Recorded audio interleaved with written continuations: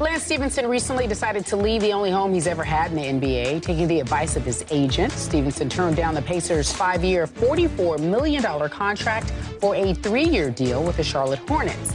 The deal only guarantees Stephenson 2 years and $18 million. According to USA Today Sports, it's a decision that has made no sense, especially to Larry Bird. Here's what the Pacers president had to say. I really feel bad about losing him. I hope it doesn't interfere with our relationship. But I did what I could possibly do to keep him here. Even if he didn't have any other offers, I was committed to giving him that $44 million because I believe in the kid. Right? Stephen A. Smith, how much do you blame Larry, if you blame him at all, for losing Stephenson? I put most of the blame on the shoulders of Larry Bird. Okay. Larry Bird is a 3-time champion, one of the greatest players to have ever played this game. He warrants all of our respect and deference in the world of basketball because of what he accomplished, what he meant to the game. He's one of the premier reasons why the NBA is as popular as it is today. And I want to make sure I'm clear about that. But at the same time, as an executive and the face of the Indiana Pacers franchise, it was incumbent upon him to keep a guy that he personally had faith in, built faith in, helped elevate his game, et cetera, et cetera. Now, if Lance Stephenson had left for $65 or $70 million, then it's not Larry Bird's fault because it's not his money that he's spending. But the fact that Lance Stephenson went someplace else for less, I'm talking about overall, even though it was a little bit more annually, like about $200,000. What Lance Stephenson was saying and the message that he validated by going to the Hornets was very, very simple. I am willing to bet on myself. I think I'm worth more than $44 million over 5 years. So if I want to do a 3-year deal, right, you should be able to do that for me. And to me, once that message was sent, Larry Bird should have found a way to keep him. Okay? Larry Bird should have been willing to pay. If he wanted 3 years, $35 million, you should have given that to him. You understand? So what? He's going to be in a position to re-up in 3 years. You are trying to compete for a championship now. LeBron James just left for Cleveland. You have an opportunity to claim the Eastern Conference because the big three are not in your face anymore. You've got to have the foresight to see that and to say, I'm going to sit there and snatch this while it can. Not to mention, Skip, and I'm not knocking the players for this because they're young and they feel the way that they feel, but Paul George saying immediately after losing the series to Miami when asked if he wanted Lance Stephenson as a teammate next season, I don't know. And the players sort of distancing themselves from Stephenson because he may have frustrated them or whatever the case may be. It was incumbent upon Larry Bird to step up while the playoffs were going on and saying, look, I'm going to talk to the dude because there's things that I think he may need to do differently. But this is an incredibly important component for our franchise. He's a future of this franchise. We value him. He's incredibly valuable to us, and we don't want to lose him. I heard none of that from Larry Bird.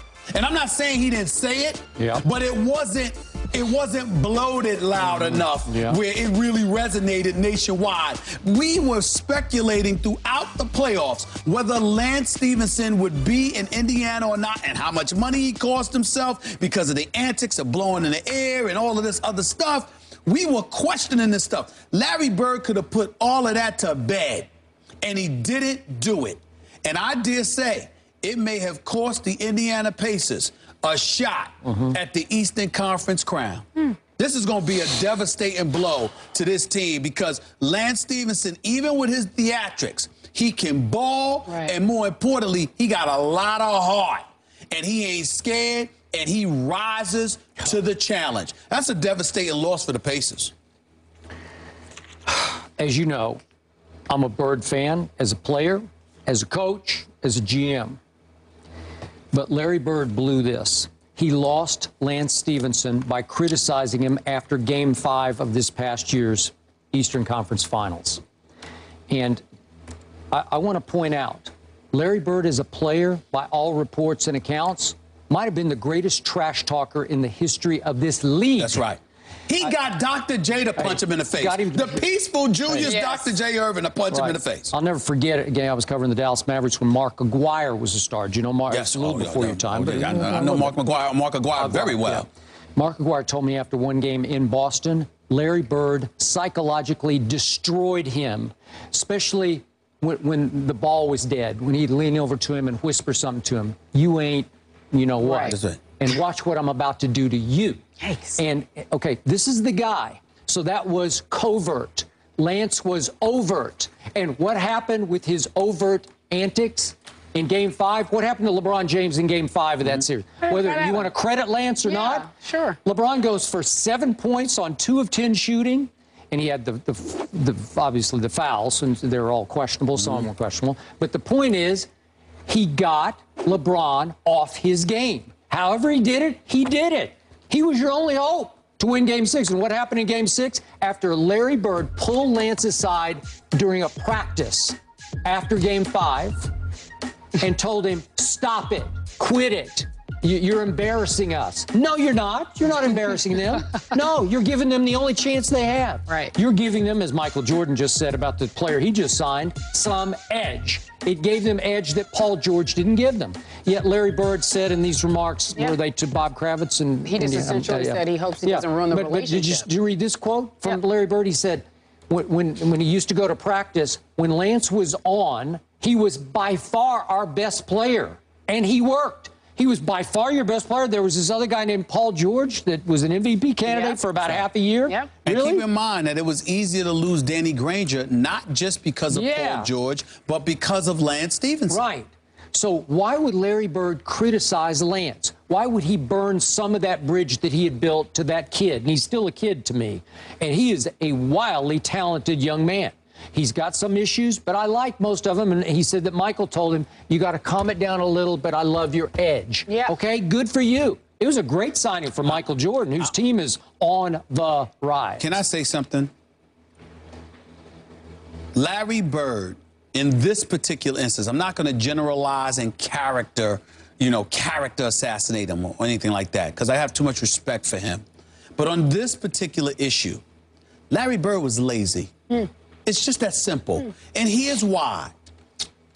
It's your job as an executive to some degree to manage the players, especially when you're Larry Bird. Especially when you're Larry Bird. And the fact that you have a former president of basketball operations in Donnie Walsh in your staple, and a former GM in Kevin Pritchard in your staple. You've got guys that are perfectly capable of handling all the other nuances that go along with being an executive. As the president, as the face of this franchise, you being Larry Bird, excuse me, you are covered with subordinates or colleagues and contemporaries who are capable of doing your job, who have shown they can do it for decades, which gives you the wiggle room and the time to allot yourself to go and talk to and school these boys. So this is about Michael Jordan.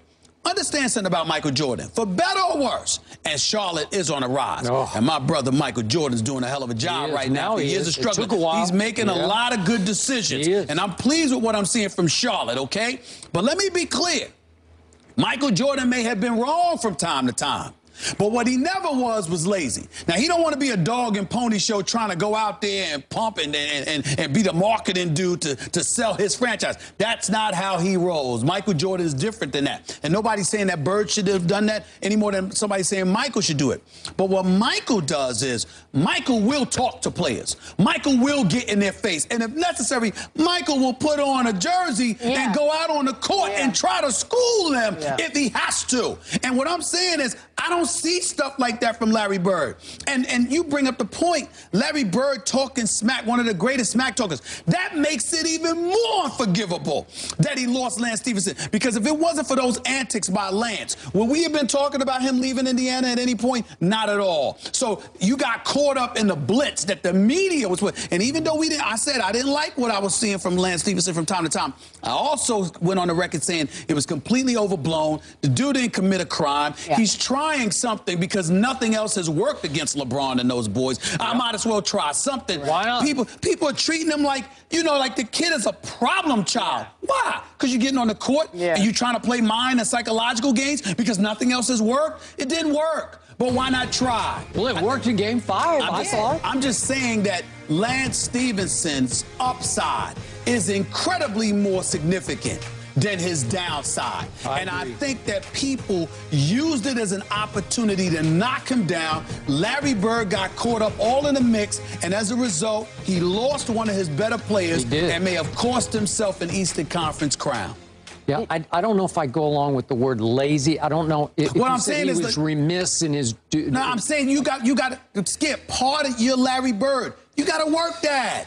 You got to work that. You got to, whether it's massaging the ego, getting on him, doing whatever it is that you're going to do. I guarantee you that Michael Jordan is going to be having, at least every other day, he's going to be talking to Lance Stephenson. Because understand, if Lance Stephenson does what we know he's capable of doing with Kemba Walker, with Al Jefferson, I'm sorry, look out. Charlotte's coming. So to me, again, Michael Jordan's going to see that, see the value, and then while he's reeling Lance in, he's also going to, he's not going to sit there and tell Lance to change. He's going to sit there and say, hey, here's how you can utilize this to your advantage. He's going to teach him some things. I'm saying Larry Bird could have done the same thing because to me, had he done it to that degree, Lance Stephenson doesn't leave. And you don't let those other players give any kind of indication that they could take him or leave him. As a teammate, excuse me? Roy Hibbert. I like Roy Hibbert. Genuinely, I like Roy Hibbert. Boy, I don't know how more awful you can be than that boy was in some instance. I mean, there was, 4 games when he was scoreless? You're 7'2". You don't shoot. You shoot from 5 feet and in. You're 7 feet 2. If you tick up your arms without jumping, you can touch the rim, and you win 4 games without scoring a point. That's just horrid. So to me, you got stuff like that on your team, you can't let somebody talk about Lance Stephenson that way. And that's what they did. On a lighter note, you were at the ESPYs. How'd you feel about the Lance cam?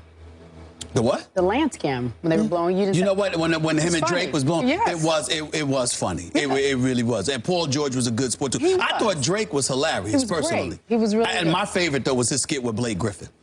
What'd you think? That was hysterical. Siskel, Put your face in a bowl of Cheetos. To you. Oh, okay. It was hysterical. I thought he was great. I Drake thought he was did a great. good job. He's always great. 2 skits, him imitating Manny Pacquiao. That was hysterical too. Tune in if you guys didn't see it. Drake I'm sure is they'll replay talented. All I wanted him to do, he should have faked being asleep.